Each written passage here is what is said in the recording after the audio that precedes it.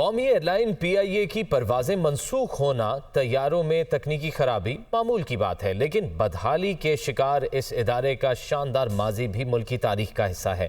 نامور year lines کو تکنیکی معاونت، پائلٹس کو تربیت فراہم کرنے والی دنیا کی صف اول کی ایئر لائن کے عروج و زوال کی کہانی نوید کمال کی رپورٹ میں۔ قومی ایئر لائن پی آئی اے کا قیام 1956 میں ہوا۔ پی آئی اے کی پہلی پرواز لندن کے لیے تھی۔ قیام کے چند سال بعد ہی مسافروں کو سہولیات کی فراہمی اور بہتر خدمات کے نتیجے میں پی آئی اے دنیا کی بہترین ایئر لائنز میں شمار ہونے لگی۔ 1962 میں پی آئی اے نے لندن سے کراچی تک کا فاصلہ 6 گھنٹے 43 منٹ میں طے کر ریکارڈ قائم کیا۔ 1985 میں امارات ایئر لائن کا آغاز بھی پاکستان انٹرنیشنل ایئر لائن سے طیارے لیز پر لے کر کیا گیا تھا۔ امارات ایئر لائن کے عملے کی تربیت اور انتظامی ڈھانچے کا قیام پی آئی اے کی مرہون منت ممکن ہوا۔ سنگاپور ایئر لائن، اردن کی قومی ایئر لائن اور مالٹا ایئر کے پائلٹس کو پی آئی اے نے تربیت دی۔ پی آئی اے دنیا کی چند ایک ایئر لائن میں شامل ہے جو اپنا مکمل انتظامی نظام خود چلاتی ہے۔ پی آئی اے میں 30 سال خدمات انجام دینے والے افسران کہتے ہیں سیاسی مداخلت، بدعنوانی،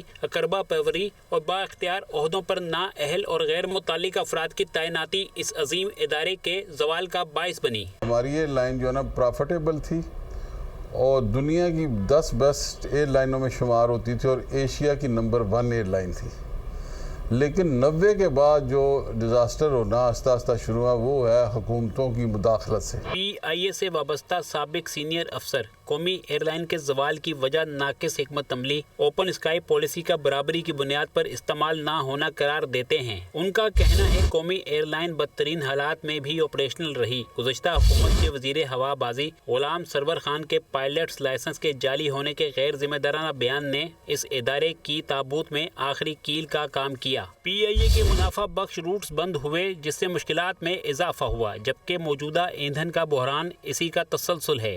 اس میں سب شامل ہیں، ہم بھی آج جو اس پہ لے کے آئے ہیں۔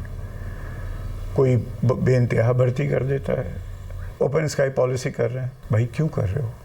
ہاں انگلینڈ کے لیے کرو، اس لیے کہ ہم 10 جگہ جائیں گے، مینچسٹر جائیں گے، بیڈ فورڈ جائیں گے، لندن جائیں گے، تم ایمریٹس کو دے رہے ہو صرف جسٹ فار 1 اسٹیشن دبئی۔ قومی ایئر لائن اس وقت اپنے بدترین دور سے گزر رہی ہے۔ پی آئی اے کا سالانہ خسارہ 156 ارب روپے جبکہ مجموعی خسارہ 713 ارب روپے ہے۔ پی آئی اے کے 34 میں سے 15 جہاز گراؤنڈ ہیں، صرف 19 فعال ہیں۔ پی آئی اے کے مستقبل کے لیے حکومت کے پاس بہت ساری آپشن زیر غور ہیں، جن میں سے پرائیویٹائزیشن ایک آپشن ہے، لیکن جو ایک بنیادی طور کے پر بہت اہم ہے وہ یہ ہے کہ پی آئی اے کی بیلنس شیٹ ری اسٹرکچرنگ کرنا سب سے اہم اور سب سے ضروری مسئلہ ہے۔ دیکھیں پی آئی اے ویسے تو اپنے پاؤں کے اوپر کھڑا ہے اور اپنا بوجھ خود اٹھانے کے قابل ہے، لیکن جو پرانے قرضوں کی ادائیگی اور ان کے اوپر سود کا جو بوجھ ہمارے اوپر پڑتا ہے وہ اس سے اٹھانے سے ہم قاصر۔ ماہرین کا کہنا ہے قومی ایئر لائن کی نجکاری مسئلے کا حل نہیں، انتظامی امور میں دیانتدار اور قابل افراد کی تعیناتی، اوپن اسکائی پالیسی سمیت تمام معاہدوں کا